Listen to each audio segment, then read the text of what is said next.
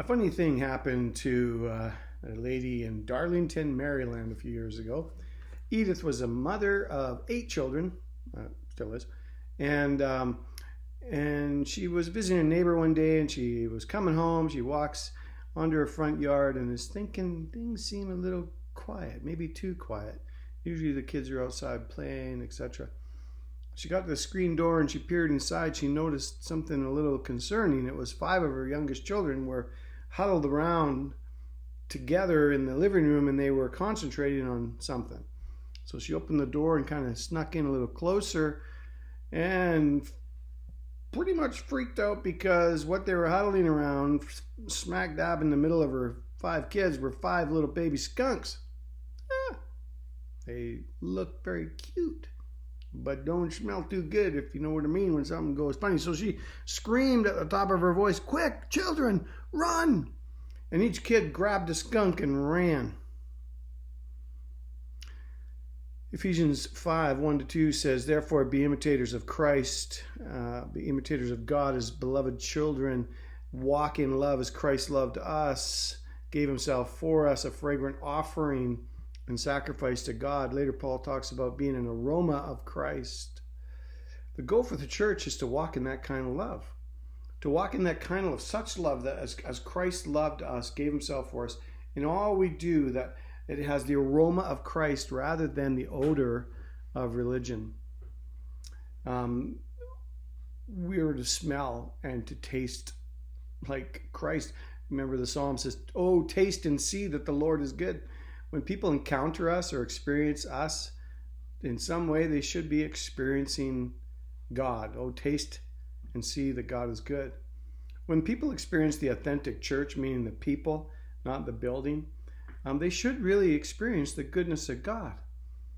It doesn't always happen, does it? I mean, we've all faced challenges this last year. We've reacted and responded in different ways. We all have challenges ahead of us, like any congregation that's growing. We grow. You get bigger. You have bigger problems. You have, like the video game that says "New level, new devil." Bigger churches mean bigger problems. The late James Raw, when he was here, he spoke at CCLF, and he said, "As healthy things grow, growing things change, changing things challenge." And he was speaking about the church. And indeed, we have been growing as a church. We have been seeing, prodigals coming home. We've been seeing people get saved, getting baptized. And it is a bit challenging. It's a joyful challenge, but it's a bit challenging. We're all facing challenging times, but we all need to be this aroma of Christ, similar to those 3 Hebrew children or young men that went into the fiery furnace, and when they came out, they came out not even smelling like smoke. They had the aroma of Christ about them. He was the one who was in there with them, another one in the fire. We should be pointing people to Jesus no matter what we go through. Pointing people to Jesus, not the pastors, not the secretaries who know everything, not the elders, not their wives or pastors' wives, etc. We should always be pointing people to none other than Jesus Christ. Now, when I think about it, the way God has sustained us over the years, it's nothing short of a miracle. So, we get it that we're in challenging times. People say, what are you doing to grow? You were sustaining 3 services prior to COVID. How did you do that? And honestly, I don't really have a clue. I mean, there are some things I know. We stopped going to all the conferences that we used to go to, and we just hunkered down and began to teach good orthodoxy, good right thinking. We started preaching the Bible exegetically, meaning verse by verse, chunk by chunk, as opposed to just whatever topic of the day that I kind of came up with or somebody came up with. And those things have been good, and we started to grow, and we also began to bless Israel in a tangible way. And I think that's part of the big reasons why God has sustained us. People started getting saved. We baptized over 40 people one year not too long ago.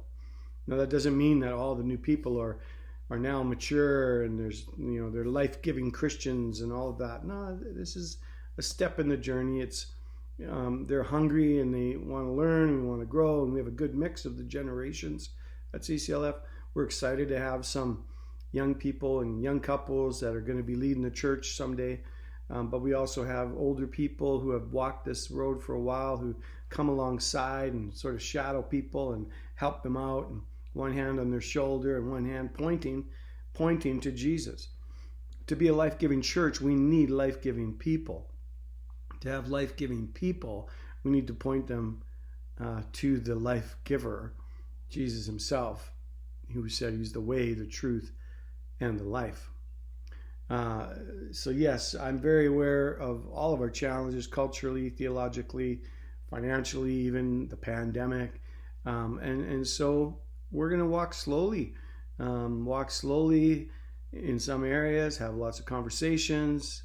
We're going to keep cultivating the atmosphere of prayer, not just sticking our heads in the sand, so to speak, and culturally or practically day by day. And it's been a weird year, and it's not going to stop for a little while. We don't know what it will hold. Babies will be born, new life coming in. There'll be people graduating and going to heaven this year. We don't know what's to come, but we know who holds the year. We know who holds our lives in his hands, and for that we're thankful, and we know he's trustworthy. And so we step forward as we kind of move along in this year.